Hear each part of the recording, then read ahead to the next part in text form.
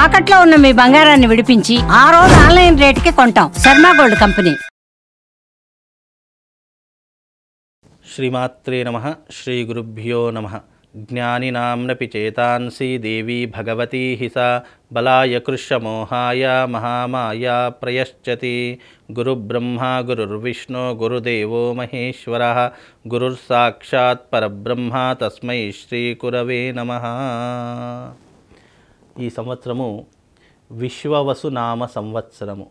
ఈ సంవత్సరంలో గోచార ఫలితాలు ఎలా ఉన్నాయి, రాబోయేటటువంటి ఈ విశ్వవసునామ సంవత్సరంలో ప్రతి ఒక్కరి యొక్క గోచార ఫలితాలు, వాళ్ళ యొక్క రాసుల యొక్క వివరాలు ఏ రకంగా ఉంటున్నాయి, లాభ నష్టాలేంటి, సుఖదుఖాలేంటి, అదృష్ట యోగాలేంటి, మీ జాతకంలో గోచార ఫలితాలు అనేటటువంటి ప్రభావాలు ఏ రకంగా మీ మీద ఇంపాక్ట్ చూపిస్తున్నాయి అనేటటువంటి అన్ని విషయాలు ఈ రోజున మనం తెలుసుకుందాము. ఎందుకంటే ప్రతి సంవత్సరము ఉగాది రోజున మనకేంటి అంటే గురువు యొక్క గ్రహము, శని గ్రహము యొక్క ప్రభావము, తీవ్రమైనటువంటి ప్రభావం మనిషి మీద పడేటటువంటి లక్షణాలు ఎక్కువగా ఉంటూ ఉంటాయి.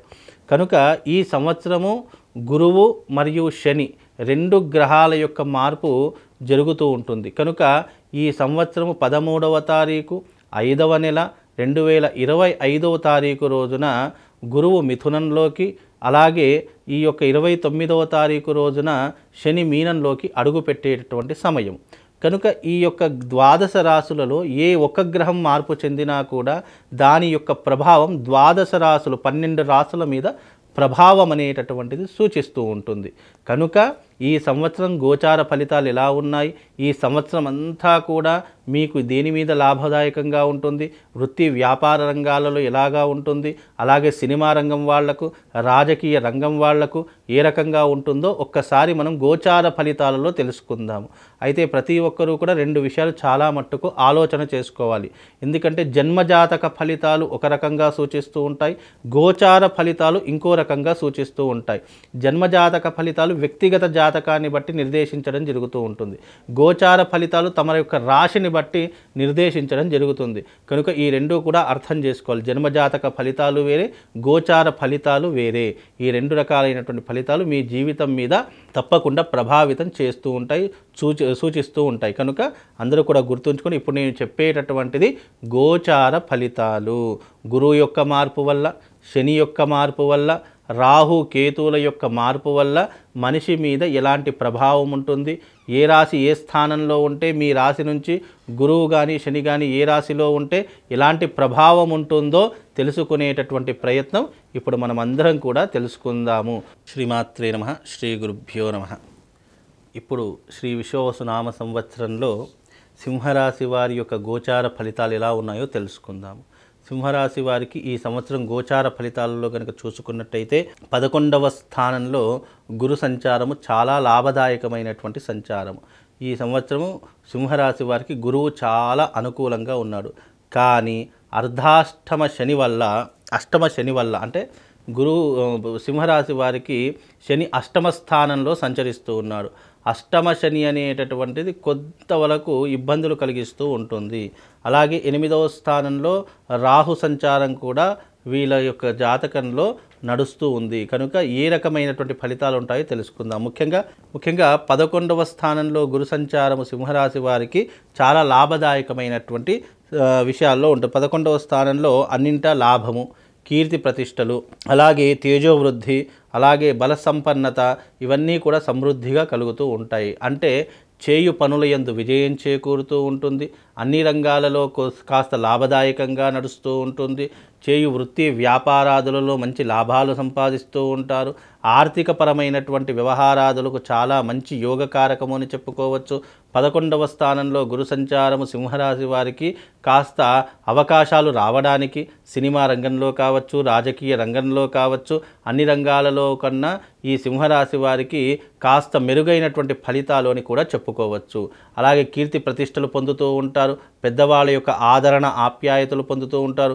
కుటుంబంలో సఖ్యత ఏర్పడుతూ ఉంటుంది. 11వ స్థానంలో ఈ యొక్క గురు సంచారం వల్ల కొంతవరకు ఈ యొక్క సింహరాశి వారికి మేలు జరుగుతుంది అని చెప్పుకోవచ్చు.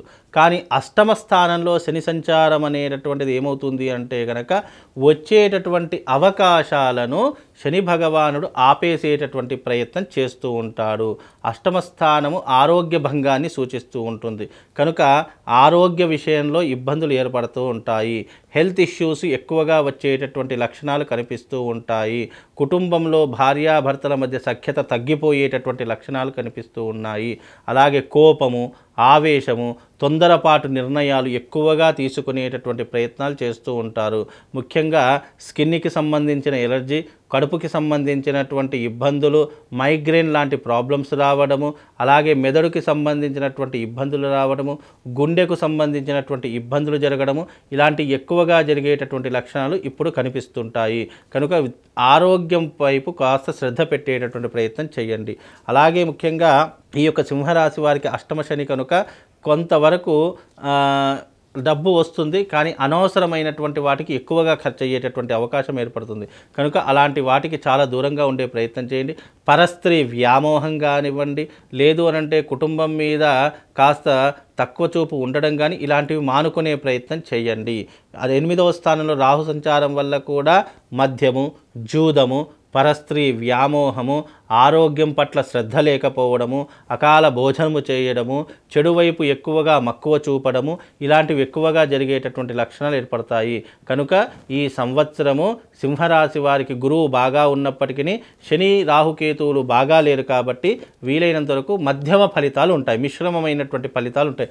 అంత హై అని చెప్పుకోలేము, అంత లో అని చెప్పుకోలేము, మధ్యమ ఫలితాలు ఉంటాయి. కనుక కాస్త ఆచితూచి అడుగు వేయండి. గుడ్డిగా ఎవరిని నమ్మకండి. అందులోనూ ఈ సంవత్సరము శని బాగా లేడు కాబట్టి మనము చేయనటువంటి తప్పులకు కూడా శిక్ష అనుభవించేటటువంటి అవకాశాలు ఎక్కువగా ఉంటాయి. కనుక అనవసరమైనటువంటి విషయాల్లో అస్సలు కలుగజేసుకోకండి. ఈ సంవత్సరము ఈ యొక్క సింహరాశి వారికి మధ్యమైనటువంటి మిశ్రమమైనటువంటి ఫలితాలు ఉంటాయి. ఇంకా మెరుగైనటువంటి ఫలితాలు పొందడానికి మీరు ఈ సంవత్సరం అరిష్ట నివారణ తంత్రయాగం చేయించుకోండి.